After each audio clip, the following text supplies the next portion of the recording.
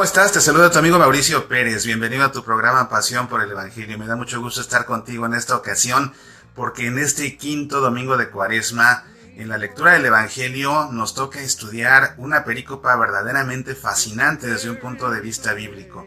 La resurrección de Lázaro. Yo me moría de ganas de que llegara el día de poder compartir contigo el análisis bíblico de este pasaje del Evangelio y por fin el día ha llegado. Ya con esto iniciamos la recta final en preparación a la Pascua. Ya este domingo es el que se considera el domingo de la Pasión y con esto arrancan 2 semanas que nos preparan ya de una manera definitiva y decisiva para celebrar el tríodo pascual en Semana Santa. De manera que vamos a hacer un análisis bíblico como siempre hacemos de la lectura del Evangelio, sacando al máximo. Vamos a hacer un análisis en el que vamos a llegar como siempre a desmenuzar la perícopa versículo por versículo para extraer toda la información que podamos, de esta manera comprender la teología, comprender el mensaje de este pasaje del Evangelio y así cuando vayas a la Santa Misa puedas tú sacar más provecho a la lectura del Evangelio. Por favor, te recuerdo que para este tiempo de Cuaresma y de Semana Santa están disponibles en Amazon y también en nuestro sitio semillasparalavida.org todos los libros que he escrito, y en esta ocasión te quiero recomendar 4 que son ideales para este tiempo. El primero, Todo lo puedo en aquel que me conforta. El segundo, Nuestra familia al pie de la cruz. Todas las familias cargamos una cruz y este libro te ayuda a darle sentido a la cruz que cargas en tu familia, en lugar de hacer de ello una pena de la cual te quejas. Si te quejas, mejor darle sentido, y qué mejor que darle sentido al pie de la cruz de Jesús. Si hablas inglés, te recomiendo también este otro libro que escribí. De hecho, este fue el primero de los libros que escribí, At the Foot of the Cross. Es la meditación de las 7 palabras. Y también te recomiendo, por supuesto, mi más reciente libro, que es ya un bestseller desde su primer día que salió a la venta. Se convirtió en un bestseller en Amazon México. Sucedió en Jerusalén. Son reflexiones de Cuaresma y Semana Santa. Estoy seguro que la lectura de estos libros te ayudarán a acercarte más a Jesús en este tiempo santo. Pues bien, vamos a entrar en materia porque este pasaje es extenso y tenemos mucho que analizar, así que vamos como siempre a comenzar con la lectura del Evangelio, después hacemos el análisis bíblico y terminamos, como en todas las ocasiones, haciendo un ejercicio de oración. Pues bien, vamos a comenzar poniéndonos en presencia del Padre, y del Hijo, y del Espíritu Santo. Amén. El Evangelio de Juan nos dice lo siguiente. Había un hombre enfermo, Lázaro de Betania, del pueblo de María y de su hermana Marta. María era la misma que derramó perfume sobre el Señor y le secó los pies con sus cabellos. Su hermano Lázaro era el que estaba enfermo. Las hermanas enviaron a decir a Jesús, Señor, el que tú amas está enfermo. Al oír esto, Jesús dijo, esta enfermedad no es mortal, es para gloria de Dios, para que el Hijo de Dios sea glorificado por ella. Jesús quería mucho a Marta, a su hermana y a Lázaro. Sin embargo, cuando oyó que éste se encontraba enfermo, se quedó 2 días más en el lugar donde estaba. Después dijo a sus discípulos, volvamos a Judea. Los discípulos le dijeron, Maestro, hace poco los judíos querían apedrearte, ¿y quieres volver allá? Jesús les respondió, ¿acaso no son 12 las horas del día? El que camina de día no tropieza, porque ve la luz de este mundo, en cambio el que camina de noche tropieza, porque la luz no está en él. Después agregó, nuestro amigo Lázaro duerme, pero yo voy a despertarlo. Sus discípulos le dijeron, Señor, si duerme sanará. Ellos pensaban que hablaba del sueño, pero Jesús se refería a la muerte. Entonces les dijo abiertamente, Lázaro ha muerto. Y me alegro por ustedes de no haber estado allí, a fin de que crean. Vayamos a verlo. Tomás, llamado el mellizo, dijo a los otros discípulos, vayamos también nosotros a morir con él. Cuando Jesús llegó, se encontró con que Lázaro estaba sepultado desde hacía 4 días. Betania distaba de Jerusalén solo unos 3 kilómetros. Muchos judíos habían ido a consolar a Marta y a María por la muerte de su hermano. Al enterarse de que Jesús llegaba, Marta salió a su encuentro, mientras María permanecía en la casa. Marta dijo a Jesús, Señor, si hubieras estado aquí, mi hermano no habría muerto, pero yo sé que aún ahora Dios te concederá todo lo que le pidas. Jesús le dijo, tu hermano resucitará. Marta le respondió, sé que resucitará en la resurrección del último día. Jesús le dijo, Yo soy la resurrección y la vida. El que cree en mí, aunque muera, vivirá. Y todo el que vive en mí y cree en mí, no morirá jamás. ¿Crees esto? Ella le respondió, sí, Señor, creo que tú eres el Mesías, el Hijo de Dios, el que debía venir al mundo. Después fue a llamar a su hermana María y le dijo en voz baja, el Maestro está aquí y te llama. Al oír esto, ella se levantó rápidamente y fue a su encuentro. Jesús no había llegado todavía al pueblo, sino que estaba en el mismo sitio donde Marta lo había encontrado. Los judíos que estaban en la casa consolando a María, al ver que ésta se levantaba de repente y salía, la siguieron, pensando que iba al sepulcro para llorar ahí. María llegó a donde estaba Jesús y al verlo se postró a sus pies y le dijo, Señor, si hubieras estado aquí, mi hermano no habría muerto. Jesús, al verla llorar a ella y también a los judíos que la acompañaban, conmovido y turbado, preguntó, ¿dónde lo pusieron? Le respondió, ven, Señor, y lo verás. Y Jesús lloró. Los judíos dijeron, ¿cómo lo amaba? Pero algunos decían, este que abrió los ojos del ciego de nacimiento no podía impedir que Lázaro muriera. Jesús, conmoviéndose nuevamente, llegó al sepulcro, que era una cueva con una piedra encima. Y dijo, quiten la piedra. Marta, la hermana del difunto, le respondió, Señor, huele mal, ya hace 4 días que está muerto. Jesús le dijo, ¿no te he dicho que si crees verás la gloria de Dios? Entonces quitaron la piedra y Jesús, levantando los ojos al cielo, dijo, Padre, te doy gracias porque me oíste. Yo sé que siempre me oyes, pero lo he dicho para que esta gente que me rodea, para que crean que tú me has enviado. Después de decir esto, gritó con voz fuerte, Lázaro, ven afuera. El muerto salió con los pies y las manos atados con vendas y el rostro envuelto en un sudario. Jesús le dijo, desátenlo para que pueda caminar. Al ver lo que hizo Jesús, muchos de los judíos que habían ido a casa de María creyeron en él. Pues bien, esta es la perícopa del Evangelio que leemos en este 5º domingo de Cuaresma. Es un texto hermoso, es un texto apasionante. En la Santa Biblia hay 7 episodios que tienen que ver con la vuelta a la vida de una persona, que no con la resurrección, y esto tiene que quedarnos claro. Jesús, en el caso de Lázaro, realmente no lo resucita, simplemente lo retorna a la vida. Es diferente resucitar que retornar a la vida. La resurrección es definitiva, es para siempre. En cambio, el que retorna a la vida vuelve a morir más adelante, como sucedió a Lázaro. Y así, por ejemplo, ya desde el Antiguo Testamento vemos al profeta Elías, cómo él resucita o le devuelve la vida, mejor dicho, al hijo de una viuda. Después el profeta Eliseo hará lo mismo con el hijo de una tsunamita. Jesús, por su parte, por supuesto, le devolverá la vida a la hija de Jairo, al hijo de la viuda de Naín, a Lázaro, por supuesto, y más adelante San Pedro también le va a devolver la vida a Tabita, San Pablo le va a devolver la vida a Eutico. Así que, como ves, hay diferentes episodios en la Santa Biblia en las que los hombres de Dios o Jesús mismo le devuelven la vida a una persona que había muerto. Pero sin lugar a dudas, que de todas la más impresionante es la de Lázaro.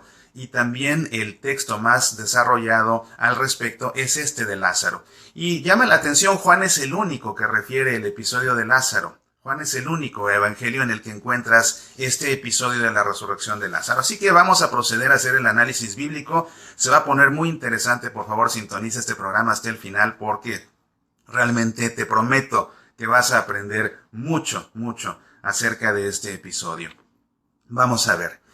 Comienza la perícopa diciendo, había un hombre enfermo, Lázaro de Betania, del pueblo de María y de su hermana Marta.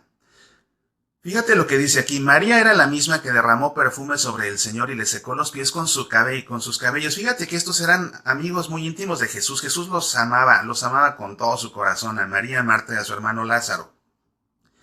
Y María y Marta fueron presentadas por el Evangelio según San Lucas. Acuérdate que Jesús va a su casa y Marta se afana por limpiar la casa, por preparar todo para su huésped, en tanto que María se queda pacífica a su lado. Ella prefiere estar con él, ¿te acuerdas? Y que Marta la regaña, María, ayúdame. Y Jesús la reconviene a ella, Marta, te afanas demasiado. Tu hermana María ha escogido la mejor parte, que es quedarse quieta aquí conmigo. Esto nos llama la atención porque fíjate que esa María, que fue la que se quedó quieta con Jesús, es la misma María que, como dice el Evangelio de Juan, en aquel dramático episodio, le unge los pies con aceite, los lava con sus lágrimas y los seca con sus cabellos. ¿Te acuerdas? Bueno, pues esa que amaba tanto a Jesús, que era de sus amigos más íntimos, es la que tuvo ese gesto. Esa María no es María Magdalena. No es María Magdalena, esto nos tiene que quedar claro. Muchos cometen el error de confundir a María Magdalena con esa mujer que le lavó los pies a Jesús con aceite, con perfume y que le secó los pies con su cabello. Ella no es. El Evangelio dice que María Magdalena es de la que Jesús expulsó 7 demonios. Más adelante, cuando Jesús esté en la cruz, será María Magdalena una de las Marías que estén ahí al pie de la cruz. Pero María Magdalena no es la hermana de Marta ni la hermana de Lázaro, son mujeres diferentes. Hay gente que la confunde con la mujer adúltera también, a la que trataron de apedrear y que Jesús le salvó. No, esa es otra mujer, nada que ver. Entonces, que nos quede claro, María ya la ubicamos entonces. Esta María es la hermana de Marta, es la hermana de Lázaro, es la que le ungió los pies a Jesús y lo secó con su cabello, pero no es María Magdalena. En el caso del hermano Lázaro, su nombre es un nombre muy bonito y muy significativo también, porque Lázaro en hebreo, Elazar, significa aquel al que Dios ayuda, y vaya ayuda que le da de devolverle la vida precisamente.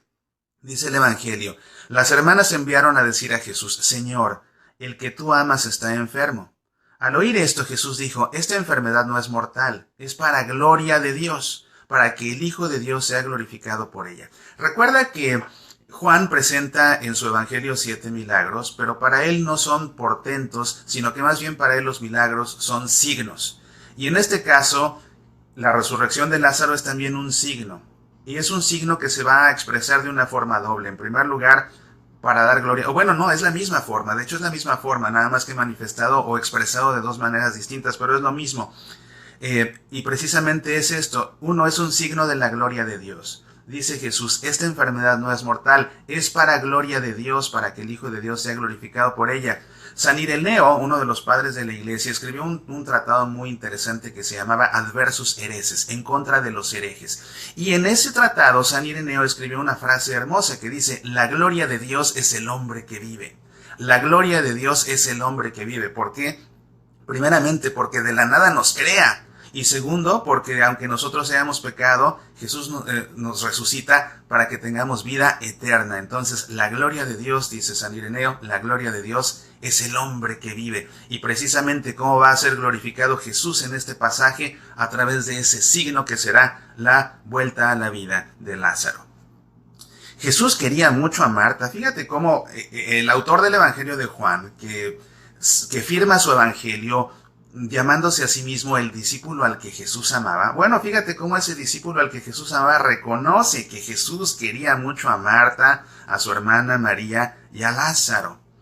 Sin embargo, cuando oyó que se encontraba enfermo, se quedó 2 días más en el lugar donde estaba. Después dijo a sus discípulos, volvamos a Judea. Los discípulos dijeron, Maestro, hace poco los judíos querían apedrearte y quieres volver allá. ¿Sabes que en la perícopa anterior, en el contexto inmediato, que es la perícopa anterior a esta que encontramos en el Evangelio de Juan, Jesús se encuentra en Jerusalén y los judíos le preguntan si él es el Hijo de Dios? Y Jesús dice, sí, el Padre y yo, el que me envía y yo, somos lo mismo, somos una sola cosa. Y por esta razón tratan de lapidarlo, traen piedras para lapidarlo por blasfemo, dicen. Porque al él decir somos lo mismo, está diciendo yo soy Dios, entonces lo consideran un blasfemo y lo quieren lapidar, pero no lo logran. Jesús se va de ahí con sus discípulos porque todavía no había llegado su hora. Entonces eso sucedió en Jerusalén, que estaba en Judea, se van de ahí, se van de hecho al banco donde pasaba el río Jordán, en el mismo lugar donde Juan el Bautista había bautizado. Y el caso es que ahora se encuentran por acá, cerca de Betania. Y cuando se enteran que tienen que volver a Betania, que está en Judea, pues a los apóstoles eso les da miedo, les preocupa, porque dicen, ves que hace poco querían apedrearte, y habían pasado yo creo que unos 3 meses, porque ese episodio fue en invierno, y aquí ya estamos en los albores de la primavera, porque esto ya nos está aproximando precisamente a esa tercera Pascua que Jesús va a celebrar en Jerusalén, según refiere el Evangelio de Juan en su vida adulta, no en su vida adulta, sino en su vida pública, y es cuando Jesús va a morir. Entonces, sucedió en invierno el episodio anterior, ahora ya nos encontramos unos 3 meses después en primavera, pero los apóstoles, por supuesto, no quieren volver a donde por poco los matan a pedradas. Y Jesús les responde: ¿acaso no son 12 las horas del día? El que camina de día no tropieza, porque ve la luz de este mundo. En cambio, el que camina de noche tropieza, porque la luz no está en él. En la semana pasada yo te contaba cómo a Juan en su evangelio le encanta manejar los opuestos. Y el día y la noche son de sus opuestos favoritos. La luz y la oscuridad, el día y la noche, la vida y la muerte. Bueno, aquí el día y la noche. Y vemos este opuesto muy del estilo del evangelio según San Juan. El que camina de día no tropieza, el que camina de noche tropieza. Y esos paralelismos antitéticos, 2 textos paralelos pero opuestos diametralmente. El que camina, el que camina, el que camina de día, el que camina de noche, el que camina de día no tropieza, el que camina de noche tropieza. ¿Ves? Típico estilo juanino aquí el que vemos en esta expresión. Y bueno, que va también acompañado de la teología que Jesús había desarrollado en la perícopa que leímos en la misa el domingo anterior, en la curación del ciego de nacimiento, donde Jesús hablaba precisamente de la luz, y Jesús hablaba también de esto, ¿verdad? De cómo el que es iluminado por la luz, o más bien de cómo el día es el tiempo propicio para realizar las obras, refiriéndose a las obras de Dios. Entonces Jesús dice, ¿acaso no son 12 horas las del día? El que camina de día no tropieza. O sea, vamos, es de día, vamos, y no vamos a tropezar. Este tropiezo se refiere simbólicamente a caer en el pecado. En el Antiguo Testamento, y los apóstoles por supuesto vienen con este bagaje cultural, con esta ideología, caer en el pecado muchas veces era referido como tropezar. Entonces es lo que dice Jesús: el que camina de día no tropieza, no cae en el pecado. El que va de noche, ese es el que tropieza, porque no tiene luz para ver, va además caminando en las tinieblas, que son un símbolo del mal. Entonces va a caer en las tinieblas, va a caminar en las tinieblas, va a tropezar, va a caer en el pecado. Es de día, vamos, tenemos que cumplir la obra del Padre, que precisamente se cumple cuando es de día. Después agregó: nuestro amigo Lázaro duerme, pero yo voy a despertarlo. Sus discípulos le dijeron: Señor, si duerme, se sanará. En el Nuevo Testamento se suele referir a la muerte como un sueño, solamente como un sueño. ¿Y por qué? Precisamente para dejar claro que la muerte no es eterna, porque vamos a despertar en la resurrección a la vida eterna.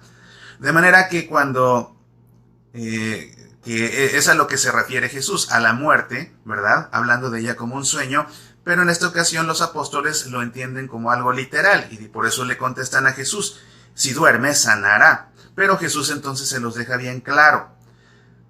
Entonces les dijo abiertamente, dice el Evangelio: Lázaro ha muerto, y me alegro por ustedes de no haber estado allí, a fin de que crean. Vayamos a verlo. A Jesús lo que le llena de alegría no es que su amigo, alguien a quien amaba tanto, haya muerto. Lo que a Jesús le alegra es que por lo que está por suceder, por el signo que él va a realizar, finalmente los apóstoles van a creer en él por completo, ¿verdad? Porque lo que están a punto de atestiguar es muy grande, y entonces van a creer en él por completo, y esto lo llena de alegría. Sin embargo, es un tanto cuanto irónico, porque Jesús siente esta alegría en medio de una profunda tristeza que lo embarga por la muerte de su amigo, ¿verdad? Y algo que nos llama la atención es por qué Jesús, fíjate, bueno, no me adelanto, mejor vamos, esto te lo explico en un momento. Tomás, llamado el mellizo, o el dídimo, era el mellizo, el dídimo, el gemelo, porque era gemelo, le dijo a los otros discípulos: vayamos también nosotros a morir con él. Cuando Jesús llegó, se encontró con que Lázaro estaba sepultado desde hacía 4 días.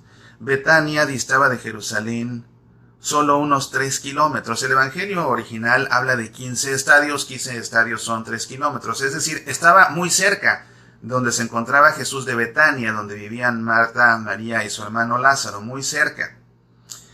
Esta distancia es corta y es importante para entender algo, así que pon atención en la distancia. Tú solo recuerda que es corta y que se podía recorrer esto en cuestión de horas o menos incluso, ¿verdad?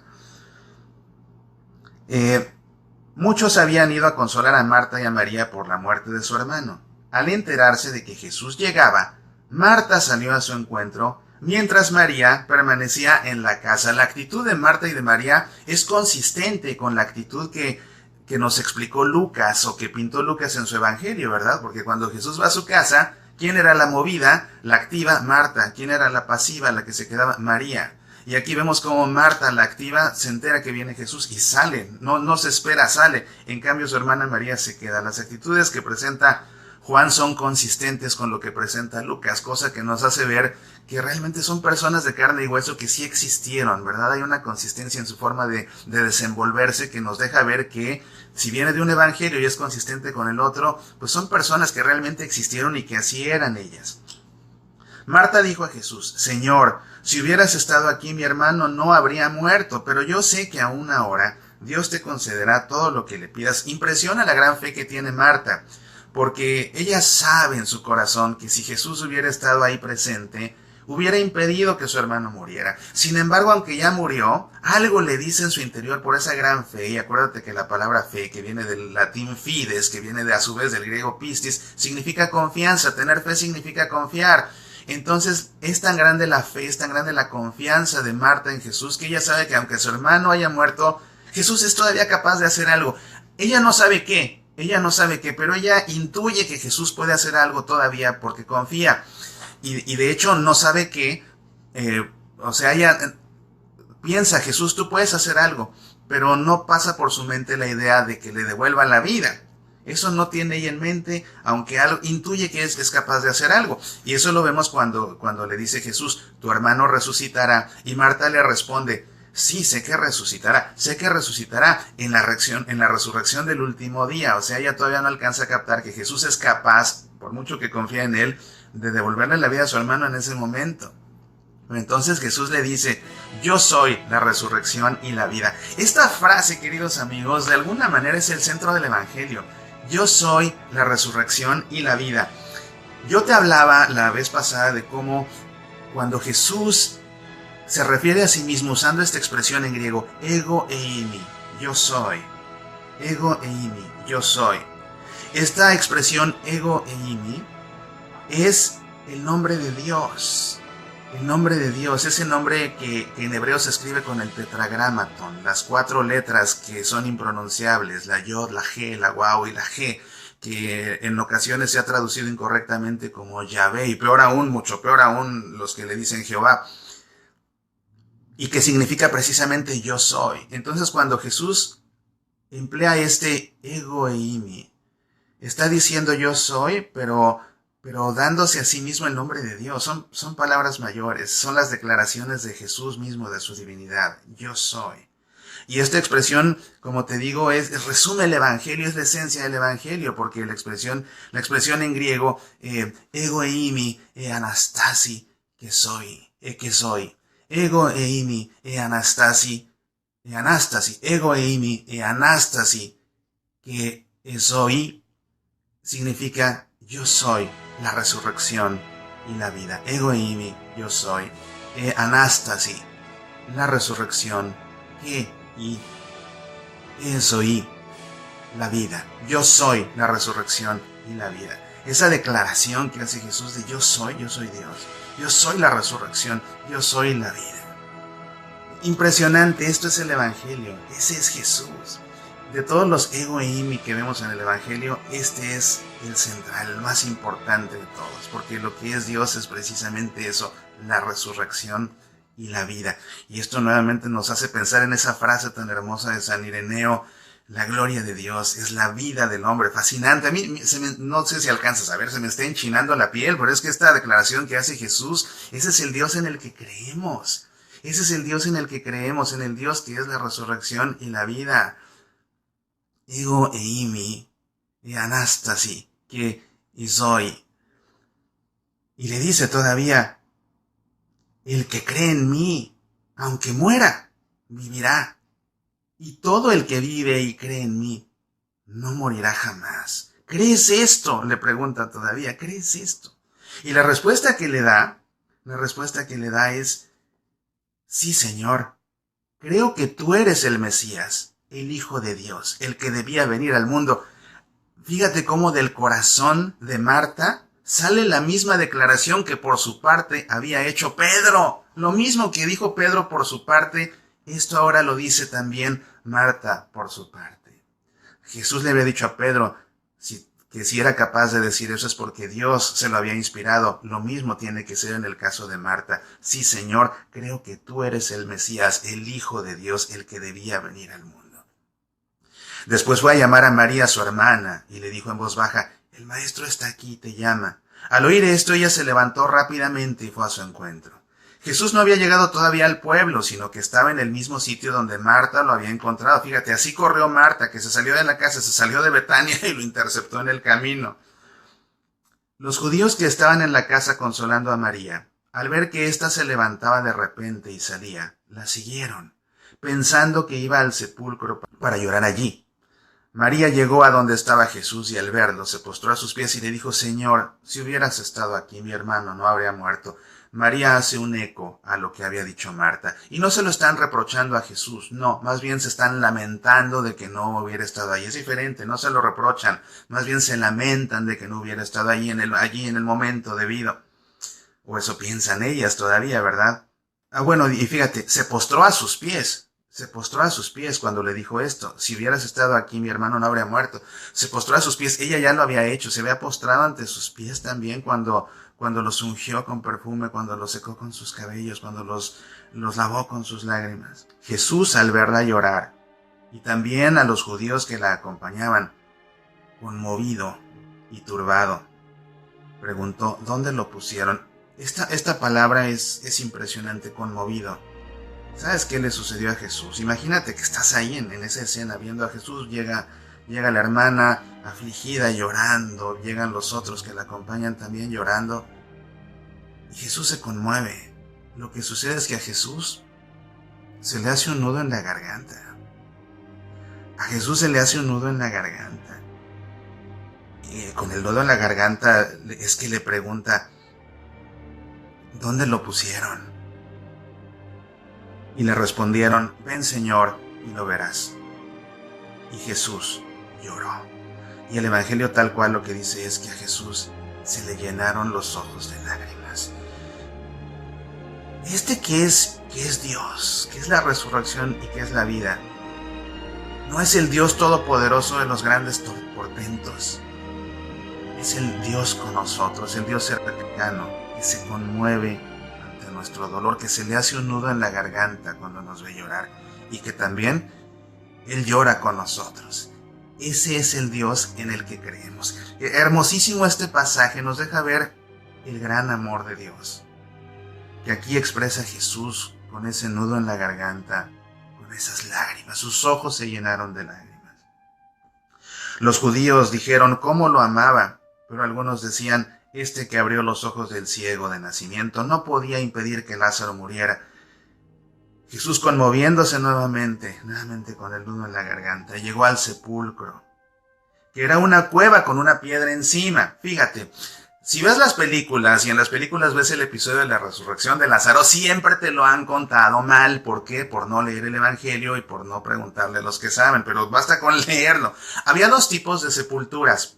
Uno de ellos, uno de los sepulcros, que era el sepulcro, si tú quieres, de la gente acomodada, de la gente pudiente, era una cueva excavada en un monte con diferentes cámaras en las cuales se sepultaban a las diferentes personas, y estas cámaras estaban precedidas por una especie de antesala, y el acceso a la antesala se cubría con una rueda que giraba, una rueda parecida a las ruedas de molino. Entonces se rodaba esa piedra muy pesada y tapaba el acceso. Como te digo, este es el tipo de sepultura de la gente con dinero. Así era la sepultura que era de José de Arimatea cuando la donó para que sepultaran a Jesús. Era una de esas. José de Arimatea era gente de dinero. Pero había otro tipo de sepultura. Era para la gente pues que no tenía dinero. Y era un pozo cavado en el suelo, se descendía por una escalera que se ponía y después se quitaba, se descendía por la escalera, se sepultaba el cadáver en ese pozo y después se tapaba colocando una gran roca encima.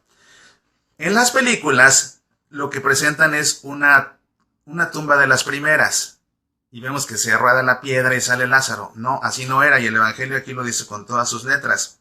Dice, Jesús, conmoviéndose nuevamente, llegó al sepulcro, que era una cueva con una piedra encima. Entonces la sepultura de Lázaro era de las que eran un pozo cavado con una piedra encima. Aquí está bien claro, ¿ves? Es lo bonito de este programa Pasión por el Evangelio, creo yo, que muchos mitos quedan desterrados y que así entiendes mejor el Evangelio, y sobre todo que esto te ayuda a visualizar realmente cómo era. Acuérdate que cuando empezamos el primer episodio de Pasión por el Evangelio, yo te decía que la gente comentaba que cuando les contaba yo el Evangelio, sentían que un Evangelio que han oído 1000 veces en la misa o que han leído en la Biblia, decían, es que tú nos lo cuentas como si tú hubieras estado ahí. Bueno, pues es que cuando uno entiende el Evangelio, no queda más que sentir que uno estuvo ahí, así cuando tú lo cuentas, pues parece que estuviste ahí.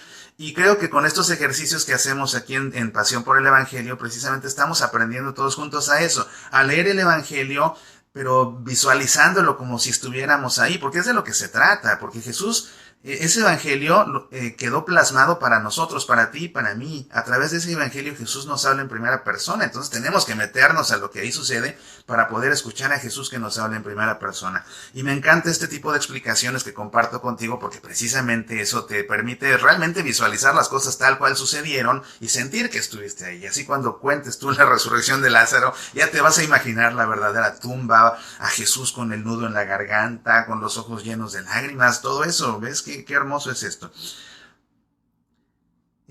Dijo Jesús, quiten la piedra. Marta, la hermana del difunto, le respondió, Señor, huele mal, ya hace 4 días que está muerto. Fíjate, Lázaro llevaba 4 días muerto. No sé si a ti te cuestione o te cause conflicto la reacción de Jesús cuando le avisan que Lázaro está enfermo, y en vez de ir a prevenir que se muera, se queda 2 días más esperándose a que Lázaro se muera para poder tener el pretexto de ir a devolverle la vida y así manifestar su gloria. Como que no sé si te resulta chocante esa actitud de Jesús, esa sangre fría que tiene por un lado para esperarse y dejar que muera su amigo, uno de sus mejores amigos, y provocarle un dolor tremendo a sus hermanas, para después ir a lucirse y a mostrar su poder, ¿no? Como que qué manera tan ruda de demostrar su poder, porque también lo hubiera podido demostrado curándolo, impidiendo que muriera. Y después llama la atención que ese Jesús de sangre tan fría, que se espera 2 días esperando, dejando que se muera su amigo para después ir, después se aflija y llore y se le haga un nudo en la garganta, como que no checa. Bueno, es que no checa porque no sucedió así. La razón por la que Jesús se esperó no fue para esperar a que se muriera su amigo, no fue para dejarlo morir, no. Date cuenta cómo Lázaro llevaba 4 días sepultado. Y a Jesús se esperó 2 días, 2 días antes de ir a Betania, y Betania se encontraba a 15 estadios, a 3 kilómetros, o sea, podía llegar Jesús en un par de horas. De manera que si Jesús se esperó 2 días en donde estaba antes de recorrer los 3 kilómetros a Betania, y cuando llega a Betania, ya Lázaro llevaba 4 días sepultado, eso significa que cuando llegan con Jesús a darle el mensaje, Lázaro ya estaba muerto, y Jesús lo sabía. Lázaro ya estaba muerto y Jesús lo sabía, entonces no se esperó deliberadamente para que Lázaro muriera y tener un pretexto para después hacer este milagro, este signo. No, ya se encontraba Lázaro muerto. Entonces espero que eso te quite cualquier conflicto con la actitud de Jesús. No, es que ya estaba muerto, por eso no fue. Ahora se espera para que pase más días, para que quedes bien claro, súper claro, que sí estaba muerto, más que muerto, y después de 4 días, por eso dice aquí es que ya huele mal, o sea, está bien muerto, para que no haya duda que lo que va a hacer es realmente un súper milagro, devolverle la vida a un difunto, es un súper milagro, entonces para eso sí se espera, pero no se espera para que se muera. ¿Queda claro? Bueno, vamos a seguir adelante. Jesús le dijo, no te he dicho que si crees verás la gloria de Dios. Es que ya está muerto, lleva 4 días, ya huele mal. No te he dicho que si crees verás la gloria de Dios. ¿Y cuál es la gloria de Dios? Otra vez, según San Ireneo, en su Adversus Hereses, en su En contra de los herejes, ¿qué dice San Ireneo? La gloria de Dios es el hombre que vive. Entonces, no te he dicho, dice Jesús, que si crees verás la gloria de Dios. ¿Y cómo va a ver la gloria de Dios? Viendo a su hermano recuperar la vida. Entonces quitaron la piedra y Jesús, levantando los ojos al cielo, Dijo: Padre, te doy gracias porque me oíste. Yo sé que siempre me oyes, pero lo he dicho por esta gente que me rodea, para que crean que tú me has enviado. Fíjate, pon atención a esto y pon atención en la Santa Misa. En el momento de la consagración, el sacerdote sube los ojos al cielo. Y precisamente, ¿por qué? Porque se dirige al Padre. Y es lo que hace aquí Jesús. Para dirigirse al Padre, el Padre está en los cielos. Entonces Jesús sube los ojos al cielo. Y ese gesto de que el sacerdote, y en el misal lo dicen las rúbricas, que sube los ojos al cielo, viene de esta forma de orar de Jesús, que para orar a su Padre subía los ojos al cielo. Pero le dice: te doy gracias porque me oíste. Yo sé que siempre me oyes, pero lo he dicho por esta gente que me rodea, para que crean que tú me has enviado. Jesús oraba en lo secreto, y Él nos enseñó que teníamos que orar en lo secreto. Y Él lo hacía, por eso se iba al desierto, se iba lejos para orar en lo secreto. En esta ocasión, Él sabe que aunque orando en lo secreto su Padre lo escucha, Él lo hace público, hace pública la oración. ¿Para qué? Para que todos vean que esto que está por suceder viene de Dios. Si va a recuperar la vida Lázaro, es porque esto viene de Dios. Después de decir esto, gritó con voz fuerte: Lázaro, ven afuera. A veces no alcanzamos a medir la dimensión de esta frase. Es un mandato. Y fíjate, como que esto ¿te acuerdas en el Génesis? Se me acaba de ocurrir en este momento. En el Génesis, cuando Dios crea al hombre de la nada, ¿verdad? Lo crea, es hágase, o sea, lo crea. Y de la misma manera aquí, con esa autoridad, con ese poder del Todopoderoso, le ordena: vuelve a la vida. ¿Te das cuenta? Primero alguna vez le ordenó: vive. Alguna vez le ordenó: vive, que fue cuando lo creó. Y ahora le ordena: vuelve a la vida. Oye, ¿y qué tal que a lo mejor así es, verdad? Que cuando nosotros muramos, ese Dios que nos dijo de la nada: vive para crearnos, cuando muramos nos va a dar esa orden, va a estar ahí presente y nos va a decir: vuelve a la vida y vamos a resucitar. Estas palabras son realmente profundísimas, profundísimas. Gritó con voz fuerte, o sea, con autoridad, Lázaro, ven afuera. No se lo pidió, no, se lo ordenó con esa autoridad de Dios. Con voz fuerte, gritó con voz fuerte: Lázaro, ven fuera. El muerto salió con los pies y las manos atados con vendas y el rostro envuelto en un sudario. De este versículo tanto que decir. Pon atención, porque si te das cuenta, esto es otra especie de milagro que vemos aquí. Recuerda que Lázaro estaba dentro de un pozo que era su tumba y sale solo. Pero no sale por la escalerilla, no, sale atado. Aquí dice con todas sus letras: salió con los pies y las manos atados con vendas. Estaba totalmente su cuerpo, después de que murió, pues lo ungieron, como ellos acostumbraban, lo ungieron y le pusieron algunas especias, y cuestiones aromáticas, y lo envuelven todo. Entonces queda por completo atado de pies y manos. Y dice aquí: y con su rostro envuelto en un sudario. Fíjate cómo muchas veces la gente, hablando de la sábana santa, le dice el sudario o el santo sudario. Están equivocados.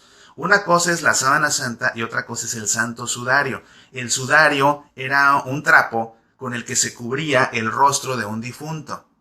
La sábana santa es con lo que se envolvió todo el cuerpo de alguien que, según lo que todo indica, es Jesús. No tenemos la certeza plena, pero según todas las evidencias debió ser Jesús. Y el santo sudario, que es ese trapo que cubría el rostro del difunto, es más bien el que se encuentra en España, en Sevilla, si no me equivoco, si no me corrigen ustedes. Pero es diferente. Entonces, una cosa es la sábana santa, otra cosa es el santo sudario. El sudario es para el rostro. Aquí en el caso de Lázaro, pues también su rostro estaba con un sudario. Entonces no podía ni ver porque tenía el sudario en el rostro. Entonces, ¿cómo veía? No podía caminar, no podía sacar las manos para cogerse de la escalerilla y sale del sepulcro. O sea, sale, pum, y se para. Entonces, como ves, aquí es otra especie de milagro que vemos aquí. Pero algo muy importante, es uno de los detalles sutiles pero más importantes de este pasaje, es que Jesús les dijo, dice el Evangelio: desátenlo para que pueda caminar. Lo importante de esto es que Jesús, en primer lugar, ordena que lo desaten, es decir, que le quiten las vendas. Y también es importante que Jesús ordena que lo hagan, no lo hace Él. Jesús está acostumbrado a servir, Él no tiene temor en ir, tocar al enfermo, aunque sea sábado, ya sabes cómo al ciego lo curó haciendo lodo con su saliva, escupiéndole a la tierra. Jesús no tiene reparo para ir y él con sus manos hacer algo. Pero en esta ocasión no es Jesús el que lo desata, más bien ordena que los demás lo desaten. ¿Por qué es esto importante? Desde un punto de vista teológico es importantísimo. Porque estas ataduras con las que está envuelto un difunto, Juan volverá a hablar de ellas en el momento de la resurrección de Jesús. Pero cuando Jesús resucite, dice el Evangelio de Juan, Jesús mismo es el que se quita las ataduras. Jesús mismo se quita las ataduras. Estas ataduras, que pues eran reales, eran físicas, era con lo que se envolvía un cadáver, tanto en el caso de Lázaro como en el caso de Jesús. En el caso de Lázaro son símbolo de que Lázaro vuelve a una vida temporal. Por eso él no puede quitársela solo. En el caso de Jesús, él con su poder resucita la vida eterna, por eso él se las quita solo. ¿Ves? Lázaro no puede quitárselas, Jesús sí se las quita. Pero en el caso de Lázaro, Jesús no se las quita, sino que se las quitan los demás por orden de Jesús, precisamente para simbolizar que esta vuelta a la vida de Lázaro no es definitiva, no es una resurrección, es solo la vuelta a la vida. Por eso Jesús no lo quita. Si Jesús lo quitara, si Jesús le quitara esas ataduras de la muerte, entonces Jesús lo estaría resucitando a la vida eterna. No, manda a Jesús que se las quiten. ¿Te das cuenta de todo esto que te acabo de explicar? Jesús por su parte, él las quitará y las dejará ahí, y cuando lleguen los discípulos al sepulcro será lo que encuentren ahí sobre la roca en la que estaba él recostado después de morir. Cuando fue sepultado, pues encontrarán precisamente estas ataduras, es decir, estos lienzos con los que Jesús fue sepultado. Detalles muy sutiles, pero sumamente importantes para comprender la teología de esta pericopa del Evangelio según San Juan acerca de la resurrección de Lázaro, y es que esta resurrección de Lázaro ya está muy relacionada con el misterio pascual, y en un momento te explico por qué. Al ver lo que hizo Jesús, muchos de los judíos que habían ido a casa de María creyeron en él. Lógicamente, después de ver algo así, ¿quién no cree en él? Aquí termina la pericopa, o aquí cortan la pericopa para el Evangelio en la Santa Misa, pero el texto sigue diciendo que otros más, así como muchos creyeron en él, otros más que también creyeron fueron de chismosos con los fariseos y les contaron lo que habían visto. Y eso provoca entonces que los fariseos se asusten, y eso provoca entonces que el sumo sacerdote, Caifás, el sumo sacerdote de ese año que era Caifás, dice el Evangelio según San Juan, ante esto, todos se asustaron porque dijeron, la gente va a empezar a creer en él, y lo que va a pasar es que van a creer tanto en él que los romanos se van a enojar y van a acabar con nosotros. Entonces dice el sumo sacerdote Caifás, es que ustedes no han entendido nada. Vale más que muera uno solo a que perezca una nación entera. Y es ahí cuando deciden quitarle la vida a Jesús. Precisamente por esto tan portentoso que hace que tantos crean en él, es por lo que Caifás decide quitarle la vida. Y de esta manera, la resurrección de Lázaro, fíjate el opuesto, la ironía, la resurrección de Lázaro es lo que a Jesús le cuesta la vida. Desde un punto de vista político, desde un punto de vista humano, desde un punto de vista histórico, desde un punto de vista narrativo, la resurrección o la vuelta a la vida de Lázaro, mejor dicho, la vuelta a la vida de Lázaro le cuesta a Jesús su propia vida. Pero a fin de cuentas, ¿a qué vino Jesús? A dar su vida para que nosotros tengamos vida eterna. Así que, bueno, pues con esto termina la pericopa. Queridos amigos, estarán ustedes de acuerdo conmigo en que este texto de la resurrección de Lázaro es uno de los más hermosos y fascinantes de todo el Evangelio. Bendito sea Dios que nos permite disfrutar este texto y reflexionar acerca de él en este quinto domingo de Cuaresma, domingo con el que inicia lo que se conoce como el tiempo de pasión, que es la semana anterior a la Semana Santa, y la Semana Santa incluso hasta llegar al Jueves Santo por la tarde, que es cuando inicia el Tríodo Pascual y es cuando termina también la Cuaresma. Así que bueno, pues espero que todo esto que he compartido contigo te ayude a comprender más el Evangelio cuando vayas a la Santa Misa, nuevamente para profundizar en el Evangelio y sentirte más cerca de Jesús en este tiempo santo.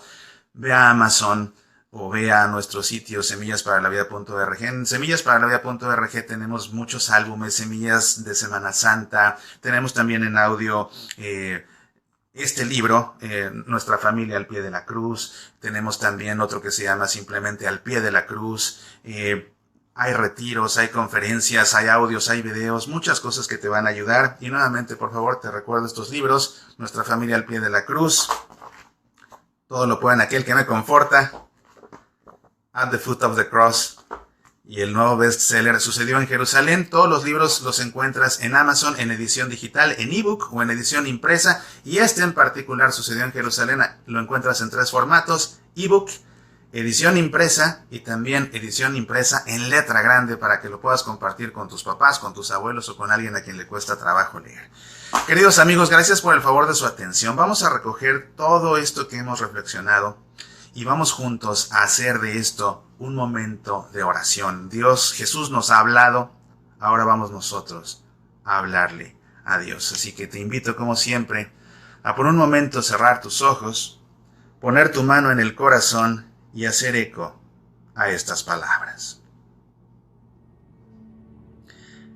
Tú eres la vida eterna, Señor. Vivimos en este mundo, pero un día nos iremos y marcharemos del mundo como vinimos a él. Tú eres la vida eterna, Señor. Hablamos en este mundo, pero un día callaremos y escucharemos el silencio de tu presencia. Tú eres la vida eterna, Señor. Trabajamos en esta tierra, pero un día descansaremos y veremos el fruto de lo que hicimos. Tú eres la vida eterna, Señor. Creemos mientras vivimos, pero un día no hará falta, porque contemplaremos cara a cara tu rostro. Tú eres la vida eterna, Señor. Esperamos y caminamos, pero un día nos detendremos, porque tú al final nos esperas vivo. Tú eres la vida eterna, Señor. Amén. En el nombre del Padre, y del Hijo, y del Espíritu Santo. Amén. Nuevamente, infinitas gracias por tu compañía. Te deseo que tengas una semana llena de bendiciones. Por favor, a todas las personas que se crucen en tu camino este día, ofréceles una sonrisa, para que a través de tu sonrisa perciban la presencia de ese Dios que a través del bautismo te ha hecho hijo suyo. Recuerda que tenemos una cita el próximo fin de semana para seguir profundizando en el Evangelio. Aquí te espero. Apasionate por nuestra fe.